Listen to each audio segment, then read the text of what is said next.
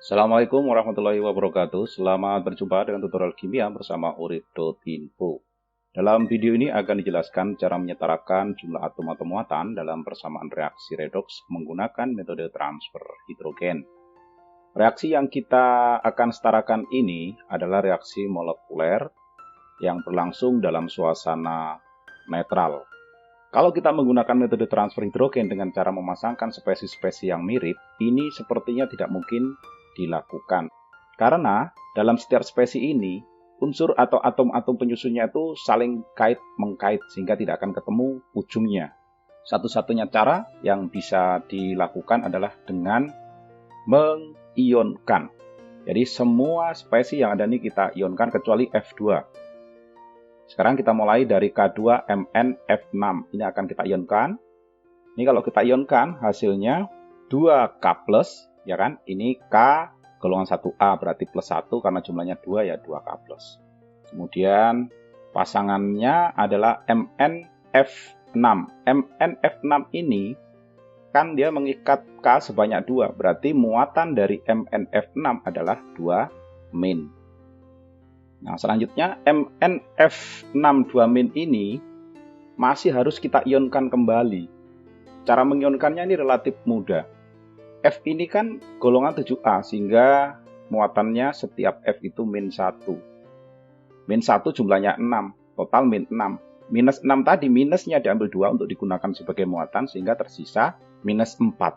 Nah, lawan dari -4 itu adalah muatan dari Mn, yaitu Mn 4+, karena lawan dari 4- adalah 4+. F-nya sendiri jumlahnya 6 dan muatannya adalah minus. Selanjutnya untuk SbF5. Cara paling mudah dengan menguraikan menggunakan prinsip Sb itu mengikat F berapa? 5. Berarti muatannya dari Sb adalah 5+. Mengapa 5+? Karena F itu kan -1 jumlahnya 5. -5 lawan -5 plus 5. Nah, sekarang F5 ini mengikat Sb berapa? 1. Oleh karena itu, F kalau memang tidak tahu golongan berapa, dia akan memiliki muatan negatif 1. Jumlahnya tentu 5. Sudah, yang di ruas sebelah kiri. Sekarang yang di sebelah kanan, ruas sebelah kanan. Ini sama, prinsipnya seperti di K2MnF6. Kalau yang di sini KSbF6. Hanya saja K di sini jumlahnya 1. Berarti kalau kita uraikan, ini akan menjadi K+ ditambah SbF6 yang memiliki muatan lawan dari K+, yaitu SbF6-.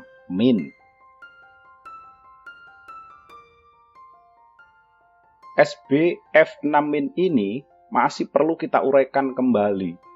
Jadi ingat ya, F itu -1 jumlahnya 6. -6 kan? -6 minusnya dipakai sebagai muatan, sehingga tersisa -5. Lawan -5 itulah muatan atau bilangan oksidasi dari Sb. Jadi Sb ini memiliki bilangan oksidasi atau muatan sebanyak 5+. Kemudian F sendiri jumlahnya akan 6 dan muatannya -1. MnF3. Mn mengikat F sebanyak 3. F itu mengikat Mn sebanyak 1. Sehingga ini kalau kita uraikan, F-nya nanti bermuatan negatif 1, sementara Mn-nya akan bermuatan positif 3. Karena logam itu kalau dituliskan, biasanya kan di sebelah kiri. Sebelah kiri itu selalu muatannya positif. Jadi Mn di sini muatannya 3+. Kemudian F-nya tentu F-, jumlahnya 3. 3F-. Yang terakhir ini tidak perlu kita uraikan karena bentuknya molekuler ya.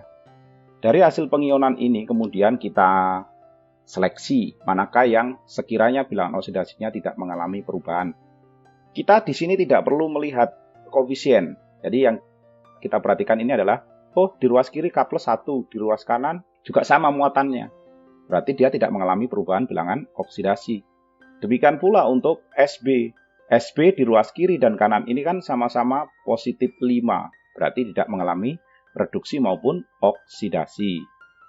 Kalau Mn, ini jelas mengalami ya. Dia mengalami reduksi. Kemudian F ini ada dua macam di kiri dan kanan. Kita sebenarnya ambil salah satu saja. Jadi anggaplah ini tidak mengalami. Kalau kita pasangkan dengan yang 6F ini kan tidak mengalami nih. Tidak mengalami reduksi dan oksidasi maksudnya. Kemudian F ini kalau kita pasangkan dengan F ini berarti tidak mengalami reduksi maupun oksidasi. Tetapi kalau F yang ini kita pasangkan dengan F2, dia mengalami reaksi oksidasi. Maka bagian itulah yang nanti akan kita pasangkan. Jadi kalau kita pasangkan ini nanti, kemudian F ini akan kita pasangkan dengan F yang di kanan yaitu F2. Oke, sudah. Hanya inilah yang sebenarnya berperan di dalam reaksi redox ini. Nah, selanjutnya kita bisa melanjutkan untuk menyetarakan jumlah unsur selain O dan H. Mn di kiri dan kanan sama. Kita hanya memperhatikan unsurnya saja. Muatan kita lewatkan dulu, nanti ada urusannya sendiri. Kemudian F di kiri 1, di kanan 2. Maka yang ini kita kalikan 2. Kalau sudah, kita lanjutkan menyetarakan muatan. Anggaplah ini reaksinya berlangsung dalam asam ya, dalam suasana asam. Tidak masalah, seandainya basa pun sama, nanti teknik atau solusi akhirnya akan sama. Karena kita hanya boleh menambahkan H+, kita anggap sebagai suasana asam, maka yang perlu ditambahkan di sini adalah ruas kanan. Ini kan positif 4, ini positif 3, sehingga kurang 1 kan. Maka kita tambahkan H+ sebanyak 1. Tujuannya agar muatannya sama. Kemudian untuk reaksi yang kedua, ini H+ juga kita tambahkan di sini, yaitu di sebelah kiri. Karena sebelah kiri kan lebih negatif. Kalau lebih negatif, maka ini kita tambahkan H+ sebanyak 2, sehingga sama-sama netral. Kita lanjutkan, menyetarakan jumlah U dengan menambahkan H2O. Ternyata O-nya ini tidak ada. Kalau tidak ada, berarti kita lanjutkan dengan menyetarakan jumlah atom H.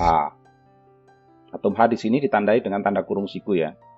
Jadi di ruas sebelah kiri, kekurangan H sebanyak 1, jadi kita tambahkan atom H sebanyak 1, sementara di persamaan kedua, kita tambahkan H sebanyak 2 atom H.